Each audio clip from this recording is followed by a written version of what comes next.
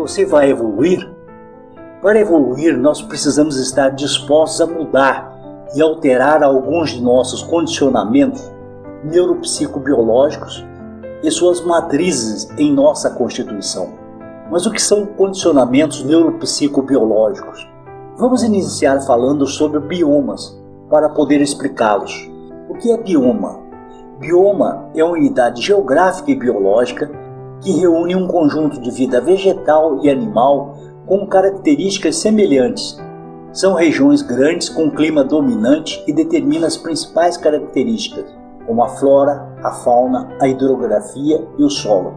A unidade geográfica está dividida como um mosaico em 3 partes ou reinos: mineral, vegetal e animal, onde todos vivem em simbiose e prosperam, ou seja, ninguém é extinto, mesmo presa e predador.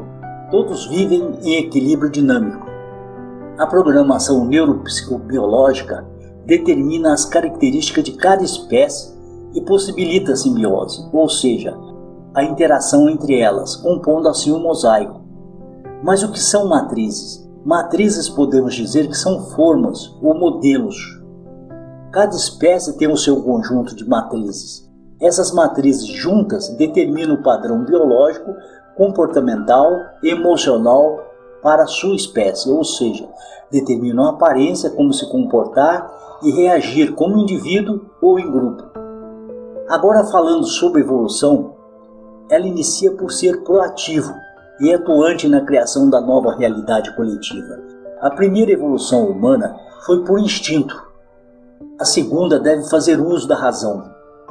Para evoluir, precisamos desativar algumas matrizes, trocar o foco de outras e expandir alguns pontos em nossas consciências.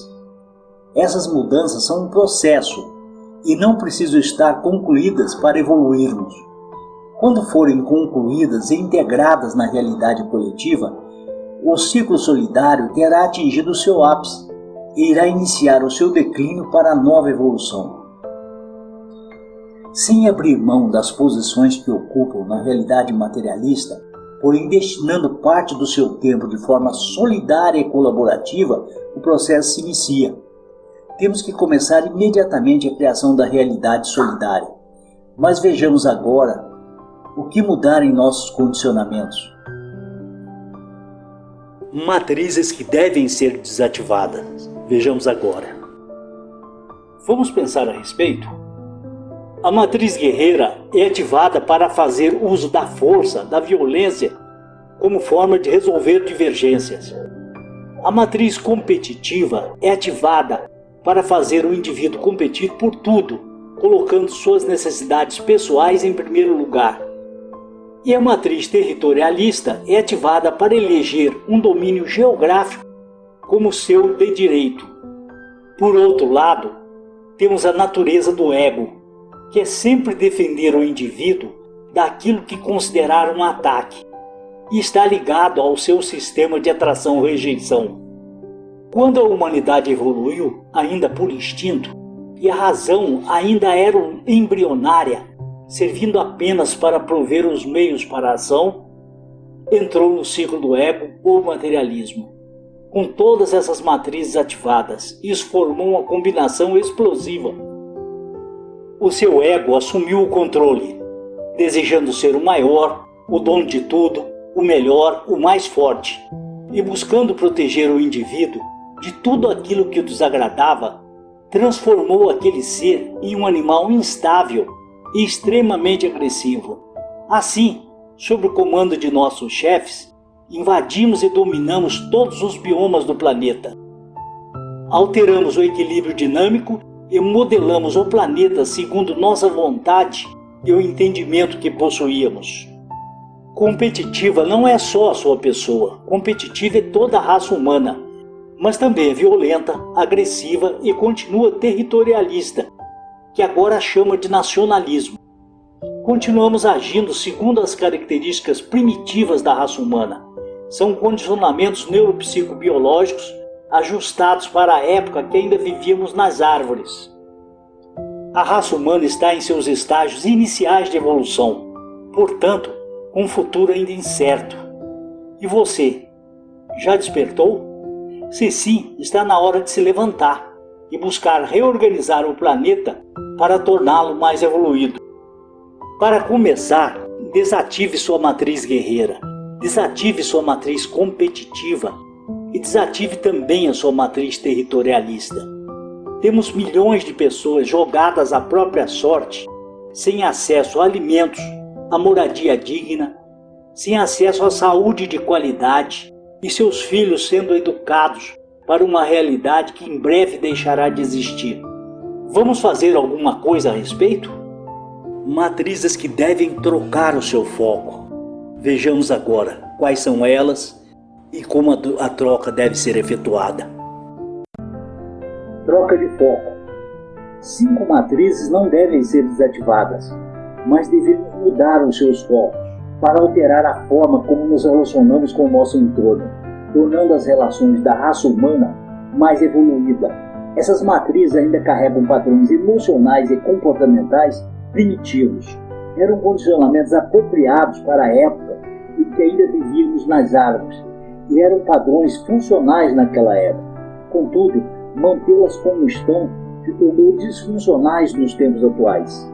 Com as novas habilidades e conhecimentos que a raça humana adquiriu nos últimos milhares de anos, temos condições de ajustar esses condicionamentos para assim evoluir, pois em última análise podemos considerar que evoluir é sempre substituir padrões mais primitivos por novos padrões emocionais e comportamentais mais evoluídos. A seguir vamos relacionar essas matrizes e falar o que fazer para atualizar o foco de cada uma delas. A matriz de orientação. O que é a matriz de orientação? Essa matriz é responsável por fornecer o caminho para orientar as nossas vidas, os nossos destinos, as nossas atitudes e posturas. Como somos condicionados a serem gregários com carência de chefes em nossa programação neuropsicobiológica, assim como os lobos, os elefantes, os coatis e milhares de outros, como seres gregários carentes de chefe que sempre viveram em grupo e seguindo as determinações de uma figura de poder, um chefe, o comportamento manada sempre nos acompanhou, desde os tempos das árvores. Evoluímos para o ciclo do ego, porém, continuamos seguindo o mesmo padrão emocional e comportamental. Criamos uma sociedade complexa, mas continuamos compelidos a fazer tudo que os chefes determinam. Em uma sociedade complexa, existem os chefes dos chefes, e assim vai. São centenas de chefes, e todos determinando o que devemos ou não fazer e decidindo nossas vidas. Continuam nos tratando como manadas. Os chefes declaram as guerras e nos obrigam a lutar. Cobram impostos e determinam como nossos recursos serão usados. Podem nos empregar ou desempregar, se não seguirmos as normas que estabelecem. Se não nos tornarmos normóticos seguindo suas determinações, suas leis e regras, seremos punidos. Normóticos seguem as normas. Você acredita que alguém deve dizer a você o que é certo, o que é errado, o que deve ou não deve fazer? Todos temos nossas crenças e escalas de valores. Esses são os nossos princípios, e traí-los significa trair a nós mesmos. Já não necessitamos que alguém nos aponte o certo e o errado, o que podemos ou não podemos fazer. Os princípios devem ser o nosso guia. Reunidos podemos determinar que princípios devem nortear o nosso pacto social, e para aprimorar o pacto social basta aprimorar os princípios pactuados. Não somos mais aqueles seres que viviam nas árvores. Devemos assumir o controle de nossas vidas de forma interativa e colaborativa. Com relação ao novo foco, no ciclo solidário, a matriz de orientação deve focar nos princípios, em lugar de focar nos chefes. Matriz de atividades. O que é a matriz de atividades? A matriz de atividades é a responsável por fornecer a motivação para a ação. Cada ciclo de consciência tem o seu fator motivador. Vivenciando o ciclo do ego ou materialismo, vamos buscar vencer, dominar e possuir, para nos sentir seguros, atendendo aos ditames do ego. Uma única forma de vencer é competindo, é lutando. No ciclo do ego, lutamos por tudo, o tempo todo. Quando não estamos competindo em causa própria, nos divertimos assistindo às competições alheias. A competição é o foco e as necessidades do ego o fator motivador. Já no ciclo da segunda inocência, o ciclo solitário, Vamos nos colocar em movimento seguindo o princípio da colaboração. Sem os titanes do ego, já não temos a necessidade do confronto, da vitória, da luta. A colaboração para a construção do bem nos fornece a motivação para a ação. Com relação ao novo foco, mudar o foco das atividades da busca egóica pela competição para as atividades para o princípio da colaboração é a meta. Matriz tecnológica. O que é a matriz tecnológica? A matriz tecnológica é o conjunto de habilidades que permite o conhecimento e a modificação do ambiente para atender necessidades específicas da raça humana. Os primeiros sinais da potencialidade dessa matriz se fizeram notar nas habilidades artesanais dos australopitecos. Lógico que aproveitaram a vantagem anatômica nos dedos com polegar opositor, possibilitando o movimento em pinça e ajustes finos, quando construíram garras e presas para deixar de ser um animal de fuga e passar a ser um animal de ataque, um predador. Se tivessem patinhas ao invés de mãos, ficaria um pouco mais difícil construir suas lanças e flechas. A inteligência espacial e o conhecimento do ambiente foram se desenvolvendo e se aprimorando ao longo do tempo.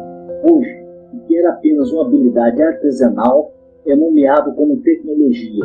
Como o ego continua fomentando a busca pelo lucro, pelas vitórias, por possuir e por controlar, a raça humana seguiu sempre aperfeiçoando um sistema de armas e acabou por tornar-se o predador de todas as espécies, inclusive da sua própria. A chamada tecnologia é um grande avanço para a raça humana. O problema está no seu foco, com muitas matrizes primitivas ainda ativadas, somadas à capacidade tecnológica, coloca em risco o futuro da própria humanidade. Muitos humanos acreditam que o domínio das energias e as conquistas tecnológicas identificam a civilização evoluída. Contudo, a evolução, à medida que se afasta de seus estágios iniciais, deve seguir transformando as relações entre seus membros e com outros mundos em relações mais pacíficas, igualitárias e harmônicas. A tecnologia em mão primitiva é como uma arma carregada em mão de criança. Quanto ao novo foco, devemos mudar o foco da tecnologia do lucro e dominação para o bem-estar coletivo. A matriz de expressão. O que é a matriz de expressão? É o condicionamento, a matriz que determina a forma de se comunicar de cada raça e está ligada ao sistema individual de atração e rejeição, apontando para cada ser aquilo que é agradável, desejável e que deve ser atraído para si, assim como aquilo que é desagradável, indesejável e que deve ser rejeitado. No ciclo da primeira inocência, quando ainda vivíamos nas árvores e usávamos a força, a violência para fazer funcionar o nosso sistema de atração e rejeição, assim como todos os animais ainda fazem até hoje, não possuem a fala desenvolvida, ainda não desenvolveram a capacidade de comunicação e argumentação, e a razão ainda é embrionária. Todos os animais no ciclo da primeira inocência usam a força, a violência como forma assertiva para se comunicar, e esse é um padrão emocional, comportamental, funcional para a realidade da primeira inocência. Os humanos evoluíram para o ciclo do ego, o ciclo materialista, e continuam com essa matriz ativada. No início do novo ciclo, esses padrões ainda eram funcionais, pois a fala era pouco desenvolvida e usavam mais os instintos, pois a razão ainda era embrionária. A evolução humana continuou seguindo seu curso e o Homo habilis se tornou o Homo erectus e seguiu sua evolução até o Homo sapiens. Hoje tem a fala e a argumentação bem desenvolvidas, o seu cérebro cresceu, a inteligência se elevou, as tecnologias integraram a comunicação humana, porém, a matriz guerreira, que faz parte da matriz de expressão, ainda continua ativada.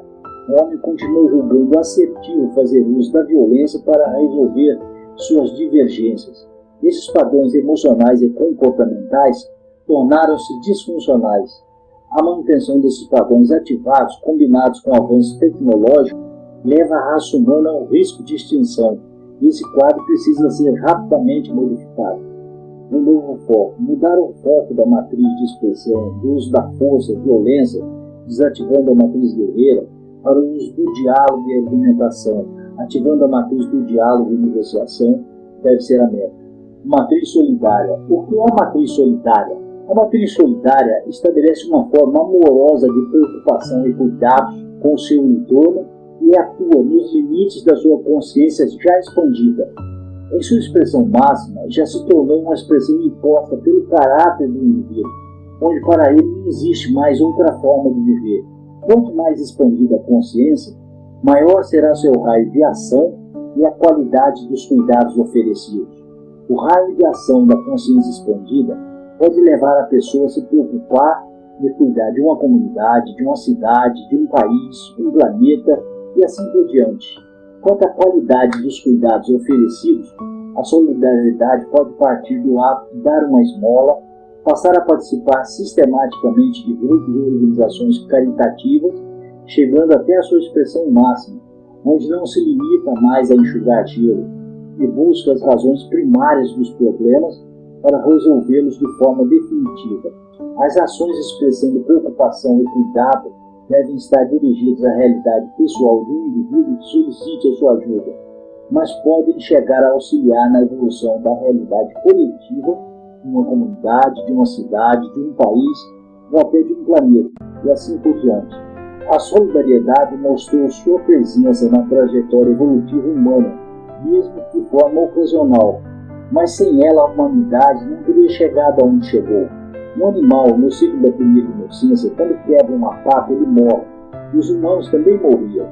Quando fósseis humanos foram encontrados com fraturas ósseas consolidadas, é uma prova que a solidariedade se manifestou naqueles seres. Significa que alguém cuidou, alimentou e curou aquelas feridas. Contudo, essa manifestação ainda hoje é ocasional, pois se manifesta apenas em momentos de crise, como uma enchente, o rompimento de uma barragem e outros eventos de grande repercussão. Como logo os problemas iniciais estejam resolvidos, a preocupação e os cuidados cessam e não alcançam as causas primárias dos problemas para a resolução definitiva. Usar a expressão máxima da solidariedade com foco permanente resolveria em médio prazo todas as mazelas humanas. Novo foco. Mudar o foco do uso ocasional da solidariedade para um uso permanente em sua expressão máxima. Pontos em nossa consciência que devem ser expandidos. A expansão de consciência. Devemos buscar expandir nossas consciências para modificar a matriz de relacionamentos, tornando nossas realidades pessoais e coletivas mais evoluídas. Cabe lembrar que o grau de evolução de um mundo é avaliado sempre em função da sua realidade coletiva ou pacto social. Mas para nos modificarmos, nos tornarmos outra pessoa, primeiro temos que saber o que mudar, para em seguida identificar os ganhos pretendidos na mudança, pois ninguém muda para perder. Mas vejamos que aspectos precisamos expandir em nossas consciências para nos tornarmos co-criadores da realidade coletiva mais evoluída no planeta, a chamada realidade de quinta dimensão ou ciclo solidário. Acessar e viver na realidade coletiva solidária já é em si o prêmio maior, que justifica toda essa mudança, sem contar que para muitos seres despertos, auxiliar na transição é a sua missão de vida. Vejamos agora cada um dos aspectos da realidade a serem expandidos. O nosso aspecto humanitário. Lembrando que ser humanitário não significa ser de direita, de esquerda ou de centro. Essas são classificações político-filosóficas da terceira dimensão. Não tem qualquer significado ou utilidade na quinta dimensão, pois a realidade coletiva no ciclo solidário é organizada de forma totalmente diferente da terceira dimensão. Ser humanitário na quinta dimensão ou no ciclo solidário é, antes de tudo, pertencer à raça humana, considerar toda a diversidade humana existente como uma riqueza para os relacionamentos. Quanto maiores forem as variedades, maiores as oportunidades de nos relacionarmos, de nos harmonizarmos e aprendermos com as diferenças. O nosso aspecto solidário. Lembrando que ser solidário não significa estar disposto a dar esmola ou participar de alguma instituição caritativa para assistir aos necessitados, pois essa postura divide a humanidade em dois grupos, sendo eles os que possuem bens e estão dispostos a ajudar, e aos carentes, que devem buscar e receber essas doações, normalmente seguidas de uma preleção coletiva. Solidariedade não divide, soma. O homem solidário deixou que uma nova forma de amar fizesse morada em seu coração, e isso alterou seu caráter. Ele compreende perfeitamente a lei do retorno e sabe que cada ser está onde suas escolhas o levaram. Assim não se limita a oferecer recursos materiais, como também não impõe as suas próprias crenças. Ao invés disso, busca entender a realidade pessoal da pessoa assistida e, a partir dos valores do outro, busca construir com ele novas possibilidades de escolhas e mudanças, sem retirar do outro o protagonismo ou a dignidade no processo. O ser solidário busca trabalhar sempre a alteração de realidades, tanto a pessoal quanto a coletiva. Assim sendo, busca sempre as causas primárias dos problemas, evitando aquilo que chama enxugar gelo. Para ele não basta combater a poluição e as enchentes, reduzir o desmatamento e as queimadas. É necessário reverter as mudanças climáticas, recompondo o equilíbrio do sistema planetário e reduzir a pegada ecológica humana no planeta para níveis que respeitem a biocapacidade de regeneração, estimada em 1,8 hectares globais por habitante. O ser solidário, humanitário, serve à humanidade, não às instituições. O nosso aspecto libertário. O sentido do termo libertário utilizado aqui não deve ser confundido com seu uso no ciclo materialista, o ciclo do ego, onde fundamentou posições político-filosóficas como o anarquismo, o socialismo libertário e outras. Até porque tais posições só têm ressonância no mundo materialista, onde até mesmo a forma de amar se faz permear pelo poder, onde amar pode inspirar, elevar e proteger, mas também pode ser uma força que limita e aprisiona. No mundo solidário, ser libertário é amar a todos, inspirando, protegendo, cuidando, sem limitar ou aprisionar. Educar para a felicidade, para a responsabilidade social com respeito às necessidades e desejos do outro. É entender que para que meus direitos sejam respeitados, também os outros os devem possuir iguais. Os princípios do amor racional e da racionalidade amorosa se fazem presentes em suas decisões e ações, sejam elas dirigidas a um único ser ou a um coletivo. É o amor que inspira e liberta. O nosso aspecto cuidador.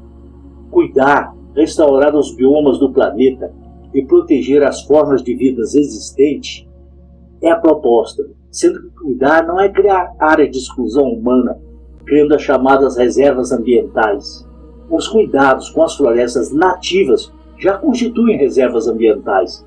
Temos que recompor os biomas, elevar o sequestro de carbono, criar áreas de interação homem e natureza, priorizando as culturas permanentes, a manutenção de nascentes e rios, eliminar o uso de combustíveis fósseis, repensar o consumo. A pegada ecológica humana está em média 2,7 hectares globais por indivíduo em média, ultrapassando a biocapacidade de regeneração. No nível atual de consumo, precisamos de 1,5 planetas para manter o padrão de consumo humano. O esgotamento dos recursos naturais do planeta é a única consequência natural e ocorrerá em poucos anos. Recompor o habitat humano deve ser a meta principal do cuidador. Restaurar e proteger o planeta, que é a nossa casa, que é o nosso mundo lar, é o nosso objetivo maior. O nosso aspecto compassivo. Ser compassivo é olhar o todo com distanciamento, sem tomar partido. Antes de tudo, é entender as posições e papéis de cada ator envolvido em uma questão, sabendo que dos seus pontos de vista, cada um deles se julga certo em função de suas diferentes vivências. Podemos dizer ainda que é agir em função do bem-estar coletivo, sabendo qual é a atitude mais sensata a ser tomada em cada situação. Lembrando que ser sensato na terceira dimensão de consciência é diferente de ser sensato na quinta dimensão. Na terceira dimensão, temos a noção de vingança e punição como pano de fundo. Na quinta dimensão, temos a construção do bem, a construção da harmonia e a construção do conhecimento a partir das experiências como bem maior. O nosso aspecto colaborativo. Ser colaborativo é trabalhar juntos, sem competição, de forma deliberada e constante, compartilhando objetivos, resultados e alegrando-se com o bem-estar disponibilizado ao grupo. Se todos cuidarem de todos, ninguém ficará desamparado. A sabedoria maior é usar a lei do retorno em nosso próprio benefício. Se melhora um coletivo do qual faço parte, também sou beneficiado. A colaboração supera a competição, pois sem competir não há perda, não há carência, todos ganham. A colaboração também se alinha com os princípios 5B, tendo em vista que nos remete ao funcionamento do corpo humano e seus órgãos, onde o trabalho harmônico e colaborativo garante a funcionalidade e a manutenção da vida. Dúvida? Faça contato conosco, que pode ser feito através de nossas redes sociais ou do e-mail ongevoluir2009@gmail.com ou ainda através do nosso site www.ongevoluir.com.br/fale conosco.